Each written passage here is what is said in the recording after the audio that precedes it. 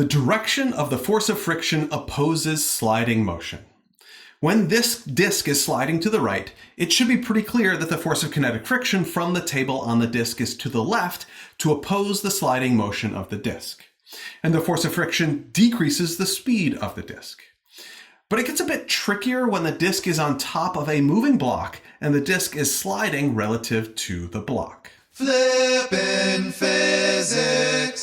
In this case, both the disk and the block are moving to the right relative to the stationary table. But now the force of kinetic friction from the block on the disk is to the right, and the force of friction now increases the speed of the disk. At first, it may look like this force of friction is not opposing the sliding motion.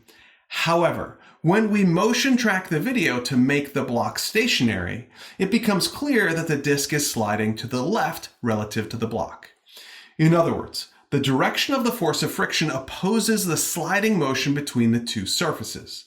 In this case, the disk is sliding to the left relative to the block, so the force of kinetic friction from the block on the disk is to the right, to oppose that sliding motion. And in this case, the force of friction increases the speed of the disk.